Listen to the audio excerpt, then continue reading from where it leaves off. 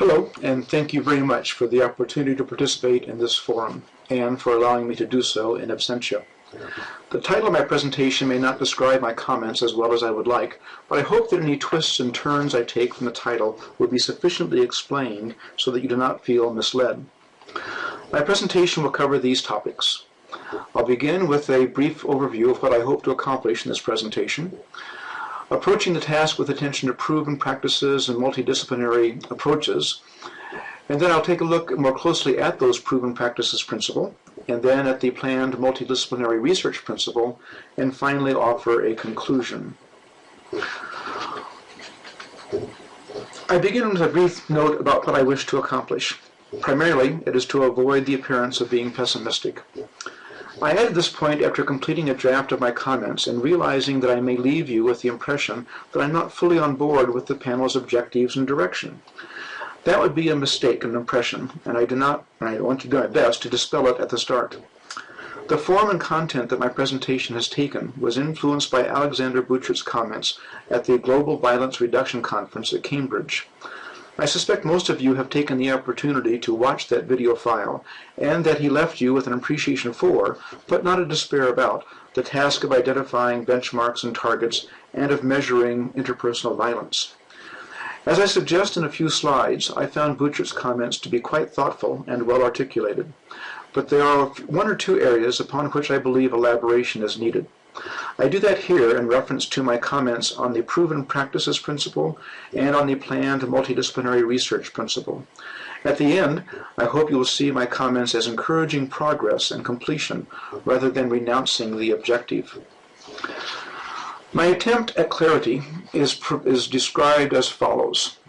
I believe it's desirable and possible to benchmark goals 16.1 through 5 in a meaningful way and to measure progress toward target numbers that will allow us to determine whether violence, illicit arms flow, and corruption has been reduced, exploitation of children ended, the rule of law promoted, stolen assets recovered, and organized crime combated.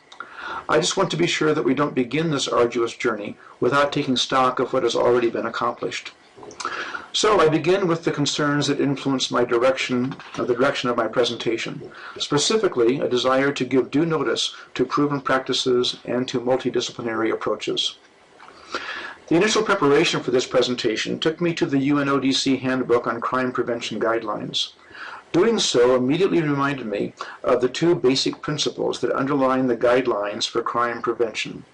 Specifically, crime prevention strategies, policies, programs, and actions should be based on a broad, multidisciplinary foundation of knowledge about crime problems, their multiple causes, and promising and proven practices. Shortly after being reminded of those two principles, I watched the Bouchert lecture. As he presents the hypothetical baselines and targets for reducing interpersonal violence, he notes that there are scientific political prerequisites that must be critically reflected upon and met before moving forward. Among the scientific prerequisites, he notes the measurement of violence, the effectiveness of prevention programs, better understanding the effects of social and economic policies, assessing what countries are doing to address violence, and building scientific capacity. The proven practices principle would certainly be included with reference to effective prevention programs, but there is no direct reference to the need for a multidisciplinary approach. Following the UNODC lead, I want to focus specifically on the prerequisites of proven practices and multidisciplinary approach. I begin with the proven practices principle.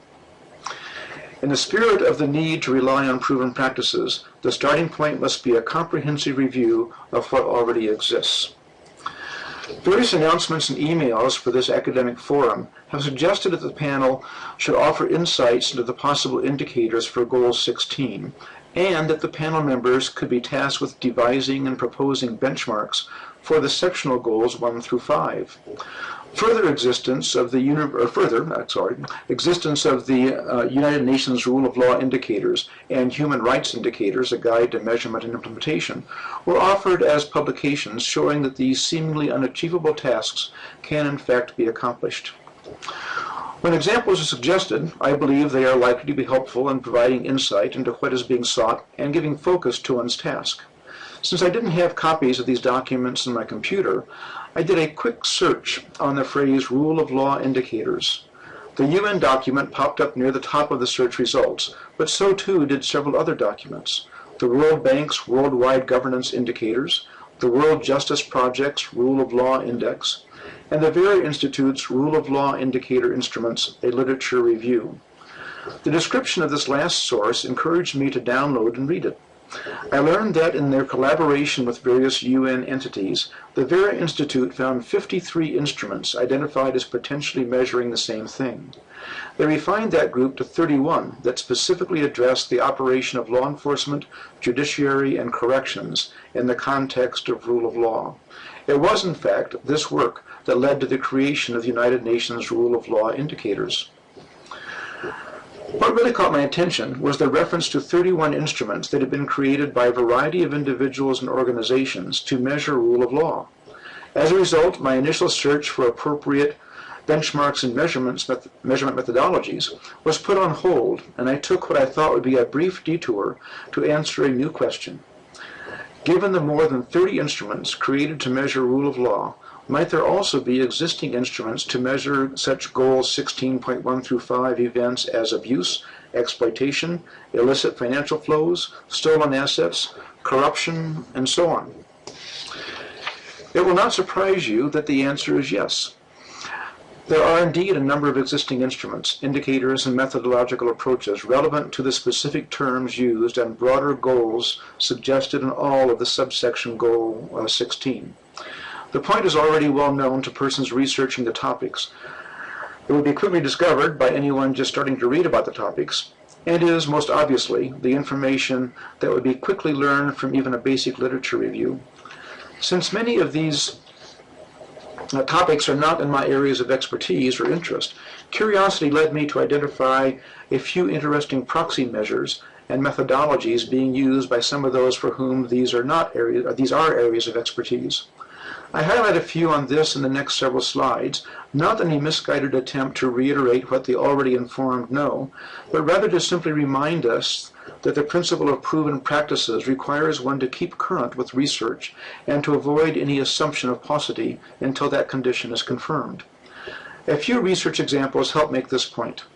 Until I get to the topic of human trafficking, I have no claim to even a layperson's knowledge of these topics, so I apologize to those of you for whom these are areas of expertise.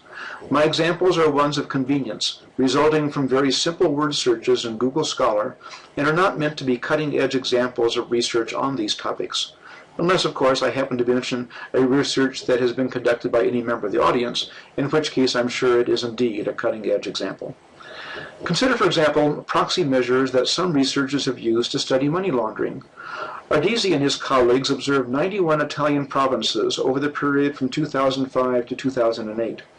They found that an average total size of money laundering is sizable, around 7% of GDP, 3/4 of which is due to illegal trafficking, while 1/4 is attributable to extortions. They did this by, in part, using the number of detected crimes from drug dealing, prostitution, and receiving stolen property within the province as proxies for dirty money. Interesting proxy measures have also been used in studying illicit arms flow. Della Vigna and La Ferrera used stock prices to detect illegal arms transactions. In studying organized crime, Becken has suggested that using methodologies that are commonly found in insurance, finance, nuclear, chemical, engineering, and health sectors, but not so often in criminology. Although rather sophisticated measures and indexes of corruption exist, for example, the Global Corruption Barometer and the Corruption Perceptions Index, researchers continue to consider new indicators such as freedom of the press, money spent on public infrastructure, and such variables as poverty and ethnic fragmentation. The reference on this slide to work by Sequeira provides an opportunity to reiterate one of my points. Before engaging in attempts to identify indicators and benchmarks for subsection goals 1 through 5, it is imperative to conduct a careful and comprehensive review of work already accomplished and determine if there might already be some proven practices from which to draw. I know that literature review is the most basic step for any researcher, but I also know, with myself too often being a prime example, it is a step that is not always given close attention. For example, Sakharov provides a conceptual categorization of different methods of measuring corruption, ranging from surveys to direct observation of bribe payments in the field. In addition, she reviews the methodological and conceptual advantages and disadvantages of each method. A person interested in considering benchmarks, targets, and measurement for the goal of reducing corruption would certainly benefit from a look at Sakharov's analysis. At a minimum, it could save considerable time and effort, but it might also help in identifying proven practices that can be directly applied to the problem. The second principle I want to highlight is that of multidisciplinary research. Examples of this were mentioned in a previous slide, for example, criminologists borrowing risk methodologies from finance and health sectors, but receive greater focus now. I begin with Abbott's caution. He said, if we ask academics why poor people are poor, or why cities grow as they do, or why certain bills fail in legislators, different disciplines will answer these questions in their own unique ways, each with certain kinds of data, certain methods, certain habits of thinking about the problem. A result is what to outsiders seems like an amazing lack of reciprocal knowledge. This isn't necessarily bad, however. It simply argues, I think, for planned multidisciplinary research. Among the topic areas that in Goal 16, I am particularly interested in human trafficking, including the trafficking of children. In a variety of venues and in the course of several collaborative research efforts, I have too often been frustrated with the disciplinary blinders worn by myself and some colleagues. I am a sociologist, and I tend to first check literature from that discipline and from criminology and criminal justice. However, over the years, I am increasingly reminded of the very interesting and important human trafficking research being done in communication studies, computer science, economics, geography, marketing, medicine, political science, and social work. For example, from communication studies, media portrayal in human trafficking has implications ranging from public education to policymaking. Corner and her colleagues looked at how newspapers in 13 countries covered human trafficking. Using conceptual frameworks like community structure modeling and methodologies, specifically media vector scores, from their own discipline, they looked at how national characteristics are linked to newspaper coverage and human trafficking. Another example from geography. Using mapping data to analyze the spatial patterns of slavery cases in Brazil, Theory and his colleagues use social and economic factors to create a statistical and cartographical index that evaluates the probability of a given place to harbor undetected slave laborers and to estimate how vulnerable that place is to recruitment of trafficking victims. My lack of knowledge about the discipline of computer science makes the research that those scientists undertake particularly interesting to me. A recent example that came to my attention uses a computer program to monitor and analyze activity in chat rooms, message boards, social media, and other internet-based means in order to collect data that are used to determine which ads are likely connected to a trafficking victim, and even to distinguish among different traffickers. Another development is the recently validated trafficking victim identification tool that may provide a new data set to measure incidents of human trafficking. The TVIT may be especially helpful in generating more reliable knowledge of indicators of trafficking, suggested by some of the questions shown on this slide. For example, did anyone at your workplace make you feel scared or unsafe? Under sex trafficking, did anyone ever pressure you to touch another person or to have unwanted physical or sexual contact with another person?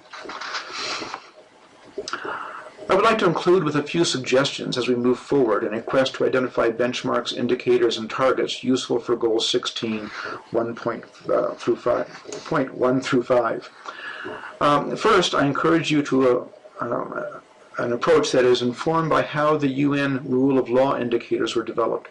Specifically, in a joint effort with the United Nations Department of Peacekeeping Operations and the Office of the United Nations High Commissioner for Human Rights, the Vera Institute developed indicators that present an overview of change in criminal justice institutions, but does not strive to rank countries. That may be accomplished for other subsection goals by conducting a meta-analysis for each event under Goal 16, then having relevant UN entities collaborate with researchers to prepare a package similar to the rule of law indicators. Of utmost importance, however, is to be sure that there is no conflict with, nor duplication of efforts by, the UNODC work on the International Classification of Crime for Statistical Purposes Project, or the ICCS. As I understand it, a joint UNODC-UNECE task force on crime classification was set up in 2009 under the framework of the Conference of European Statisticians. In 2011, the framework proposed by the task force was approved by the Conference on European Statisticians in 2012.